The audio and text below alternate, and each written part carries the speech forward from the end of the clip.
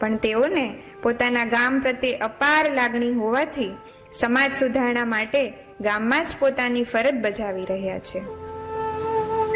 A for apple.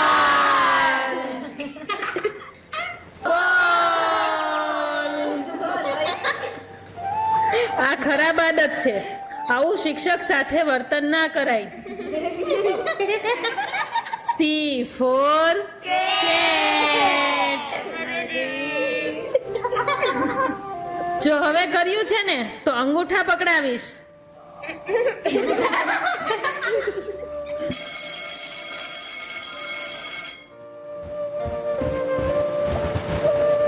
એના આજુબાજુના માહોલનો છે. મારે એકવાર એના માતા પિતા સાથે વાત કરવી પડશે. આવ આવ કરસાન. હે ગોકળ, આવ આવ, એક હુક્કો થઈ જાય. એલા હા હા, કેમ નહીં? હુક્કો બુક્કો તો ઠીક છે, પણ એક બાજી થઈ જાય.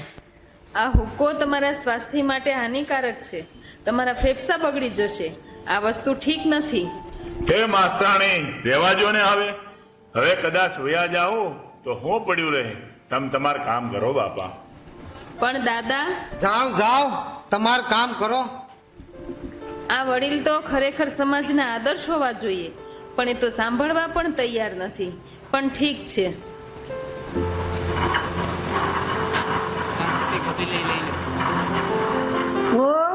વલોણું નથી કર્યું કે આજે જરૂર નહોતી ને તે નથી કર્યું. તમારે તો બધું ધ્યાન, તે ધ્યાન તો હોય જ ને. હું કઈ બગડવા થોડું દઉં, અને એ તો રોજ કરવું પડે. એ મારે કરવું છે ને ત્યારે કરીશ. તમારે તો બધી પંચાયત. હે હામું બોલે છે? કેવા દે તારા ધણીને? અરે રે રે રે, આવી નાની વાતમાં આવો કંકાસ. હું તો તમારા બાળક વિશે વાત કરવા આવી હતી, પણ ઘરમાં જ આવો માહોલ હોય તો બાળકોનો શું વાંક? હવે છોકરા કેમ મોટા કરવા એ પણ તમે એમને શીખવાડશો? કઈ નહીં, ચાલો પછી ક્યારેક.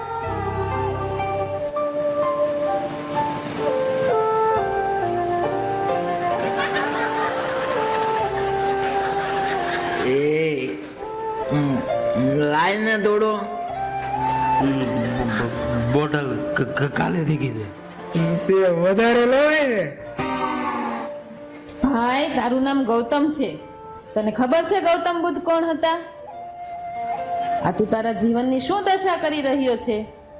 તું જે યુવાન છો, તારું કરિયર બનાવ. શું કામ તારું લીવર બગાડે છે? પીધા પછી હું બુદ્ધ જોઉં છું. શિક્ષિકા બેનના અથાગ પ્રયત્નો પછી પણ ગામમાં કોઈ જ સુધાર નથી. ગામની આ ખરાબ દશા જોઈને શિક્ષિકા બેન ખૂબ જ હતાશ થઈ જાય છે.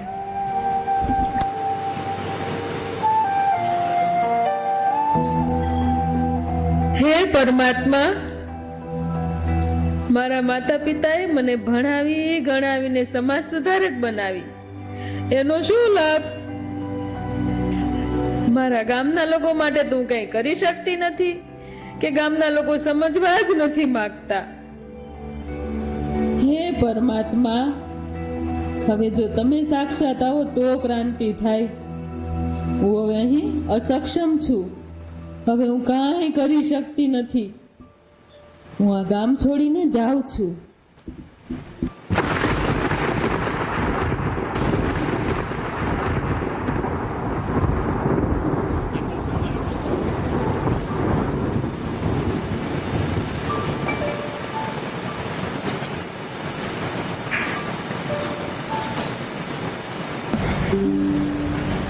વર્ષ પછી શિક્ષિકાબેનને પોતાનું ગામ યાદ આવે છે. ગામની મુલાકાત લેવા માટે તેઓ ગામમાં આવી રહ્યા છે.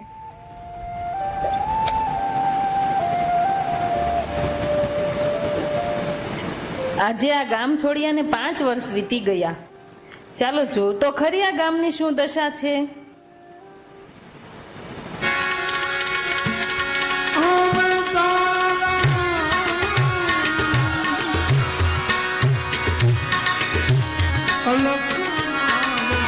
તાળીઓથી વધાવશો.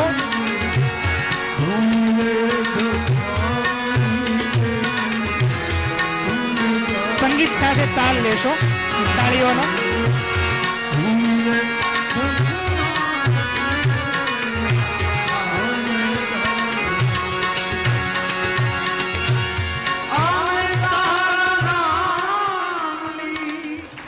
અરે વાહ દાદા, શું ભજન ગાવ છો!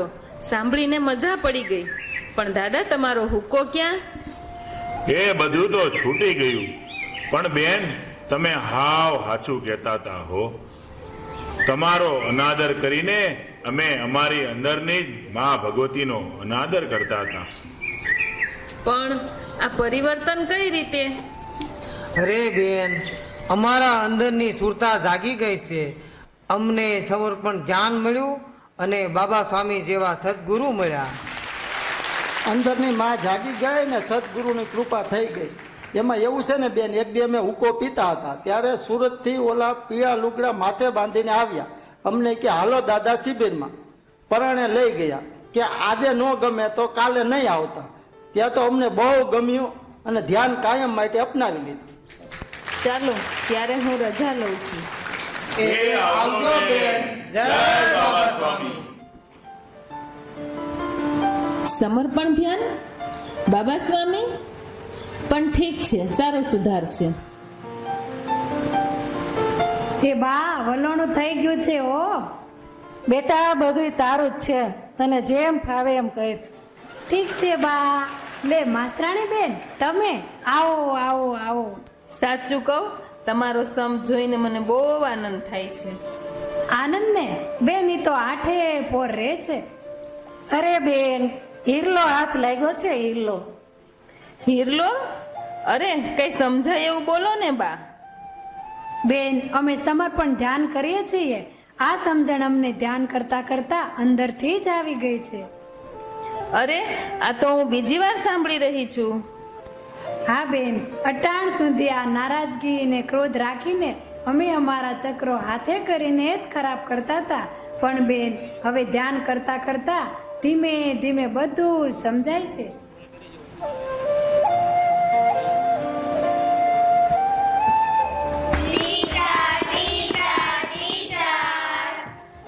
અમે તમારી મશ્કરી કરતા હતા એટલે તમે અમને મૂકીને વહી ગયા ને. સોરી હો ટીચર. અરે વાહ, તમે તો બહુ ડાયા થઈ ગયા ને. આવા ડાયા છોકરાઓને છોડીને હું થોડી જાઉં. પણ શું જાદુ થઈ ગયું છે? જાદુ નહીં ટીચર, સમર્પણ ધ્યાન કામ કરી ગયું છે. પાછું ધ્યાન? હા, અમે બાળ કેન્દ્રમાં જઈએ છીએ ને ત્યાં અમને રમત રમાડે, ડ્રોઈંગ કરાવે, ધ્યાન શીખવે અને નાસ્તો પણ કરાવે. અરે વાહ, બહુ જ સરસ. સારું, ચાલો ત્યારે હું રજા લઉં. સમર્પણ ધ્યાન? શું હશે આ સમર્પણ ધ્યાન? કોણ હશે આ બાબા સ્વામી? અરે ગૌતમ, તું આ તારું દેખાવ, પુસ્તક, આ બધું શું છે? શું વાંચે છે તું? અને તારા મિત્રો ક્યાં?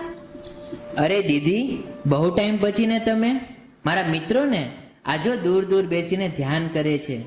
આ છે હિમાલય સમર્પણ યોગ ગ્રંથ. અરે હા, આ પુસ્તક તો પેલા બાના હાથમાં પણ હતી અને ગામમાં પણ બહુ જ સુધાર લાગે છે. ને તને પણ પેલા જોયો હતો. તું પેલા કેવો હતો ને અત્યારે? હા બેન, હવે આખું ગામ સમર્પણ ધ્યાન કરવા લાગ્યું છે ને. એ હા, હું આજે સવારથી સાંભળું છું. શું છે આ સમર્પણ ધ્યાન? કોણ છે આ બાબા સ્વામી? બાબા સ્વામી એ સદગુરુ છે, જ્યાંથી વિશ્વચેતના શક્તિ વહે છે. એ સમર્પણ ધ્યાનની ગંગા હિમાલયથી લાવ્યા છે, જેમાં નાહીને આખું ગામ પવિત્ર થઈ ગયું છે. આ પુસ્તકમાં એની સમગ્ર સાધના કાળનું વર્ણન છે ને આ ધ્યાન કરવાથી અનુભૂતિ પ્રાપ્ત થાય છે. પણ એવું કેવી રીતે બને? હું તો સમજાવીને થાકી ગઈ. કોઈ સમજવા જ તૈયાર ન હતું. પણ એ સમજણ તો બહારી હતી બેન. સમર્પણ ધ્યાન ભીતરથી બદલાવ લાવે છે. શું કરવું, શું ન કરવું, એ સમજણ તમને ભીતરથી પ્રાપ્ત થાય છે. એ હા સાચી વાત કરમસિંહ, આપને થોડું મોડું થઈ ગયું અમૂલ્ય જ્ઞાન માટે, પણ કઈ નહીં, જાગ્યા ત્યારથી હવા. હવે તો આ માયલો તરી ગયો ને બેડો પાર થઈ ગયો. મારી તો કાંઈ સમજમાં નથી આવતું, બધું ઉપરથી જાય છે. સમર્પણ ધ્યાનથી પ્રાકૃતિક બદલાવ થાય છે. જો દીદી, હું તમને વૈજ્ઞાનિક રીતે સમજાવું. શ્રી કૃષ્ણ ભગવાન કે અન્ય દેવતાના ફોટોમાં તમે જોયું હશે કે મસ્તિષ્કની આજુબાજુ એક ઉર્જાનું ચક્ર હોય છે જેને ઓરા કહે છે. એવી જ રીતે આપણી આજુબાજુ પણ ઓરાનું ઇલેક્ટ્રોમેગ્નેટિક ફિલ્ડ હોય છે જે આપણા વિચારો પ્રમાણે સકારાત્મક કે નકારાત્મક હોઈ શકે છે. ધ્યાન કરવાથી ઓરા શુદ્ધ, પવિત્ર તથા સકારાત્મક બને છે. એવા મજબૂત ઓરામાં કોઈ પણ નકારાત્મક વિચાર કે વાયરસ પ્રવેશી શકતું નથી. ને તમે કહેતા હતા ને કે બાબા સ્વામી કોણ છે, તો જુઓ એમનો આ ઓરા. તેઓ જ્યારે લંડન ગયા હતા ત્યારે ત્યાંની થિયોસોફિકલ સોસાયટીના વૈજ્ઞાનિકોએ એમના ઓરા ફોટોગ્રાફી દ્વારા ચેક કર્યા હતા. જ્યારે તેઓએ આ સ્વામીજીનો આ ફોટો જોયો તો સ્તબ્ધ જ રહી ગયા. આ એમના એ ઓરા હતા જેમનો શરીર ભાવ પૂર્ણતઃ શૂન્ય થઈ ગયો હોય. આવા સુંદર ઓરા સ્વામીજીના સાધનાકાળ દરમિયાન ધ્યાનથી જ નિર્માણ થયા હતા. જાણો છો બેન, આપણા પર ધ્યાનનો પ્રભાવ શું કામ વધારે પડે છે? કેમ કે આપણા શરીરમાં પણ 70% પાણી રહેલું છે. મોટો નામના વૈજ્ઞાનિકે પાણી પર એક પ્રયોગ કરેલો, જેમાં ધ્યાન કર્યા પહેલા અને ધ્યાન કર્યા પછીની પાણીની ગુણવત્તામાં ફેરફાર થયો હતો. પરિણામ સ્વરૂપે પાણીમાં સુંદર ક્રિસ્ટલ નિર્માણ પામ્યા હતા. તો આપણા શરીરમાં પણ ફેરફાર થાય કે નહીં? ધ્યાનની સકારાત્મક ઉર્જાને કારણે આપણી ભીતર પણ સકારાત્મક બદલાવ આવે છે. હવે સમજાણું બેન કે હજી એક્સપ્લેન કરું? ઘણું સમજાય છે, પણ હજુ જાણવાની ઈચ્છા છે. મનુષ્યના મસ્તિષ્કમાં અનેક તરંગો પરિસ્થિતિ પ્રમાણે ઉત્પન્ન થતા રહેતા હોય છે. એમાં મુખ્યત્વે બીટા, આલ્ફા, થીટા અને ડેલ્ટા તરંગો હોય છે. જેમાં મનુષ્ય મુખ્યત્વે બીટા તરંગોમાં જીવતો હોય છે. રાત્રે ગાઢ નિંદ્રામાં જ આલ્ફા, થીટા તથા ડેલ્ટા અવસ્થા પ્રાપ્ત થાય છે. ધ્યાન કરવાથી આલ્ફા, થીટા તથા ડેલ્ટા અવસ્થા સુધી પહોંચી શકાય છે. આ અવસ્થા વધુ પડતા સ્ટ્રેસ અને વિચારો ઓછા કરીને કોન્સન્ટ્રેશન પાવર વધારે છે. આનાથી ઉપરની અવસ્થા પણ છે ગામા, પણ એમાં તો અત્યારે ગુરુદેવ જ રહી શકે છે, જેને સમાધિ એટલે કે શૂન્ય અવસ્થા જ કહી શકાય છે. બસ બેન, આવી જ રીતે સમજીને અમે ધ્યાન અપનાવ્યું છે. કોઈ ભાવથી ધ્યાન કરે છે તો કોઈ પોતાની બુદ્ધિને સંતોષીને, પણ સરવાળે ધ્યાન જીવનનું અમૃત છે. અરે વાહ, આ તો મને બહુ જ ગમ્યું. મારે પણ ધ્યાન શીખવું છે. તો તમે પણ ચાલો અમારી સાથે મેડિટેશન સેન્ટરમાં.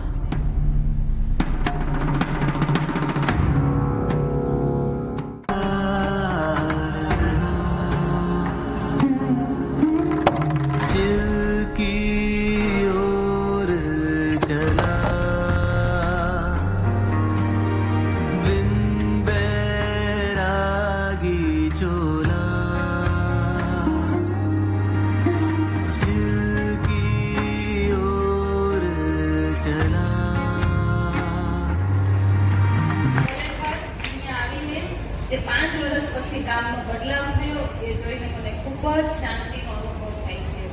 એ સદગુરુનો જેને શાંતિનો અનુભવ કર્યો એવો શાંતિનો અનુભવ મને ક્યારેય નથી થયો. ખૂબ ખૂબ ધન્યવાદ. બોલીએ બાબા સ્વામી મહારાજ કે જય ગુરુદેવ के। कृपया आने वाले आध्यात्मिक और ध्यान के वीडियो की नोटिफिकेशन पाने के लिए बेल आइकन दबाएं और सब्सक्राइब जरूर से करें। जय बाबा स्वामी।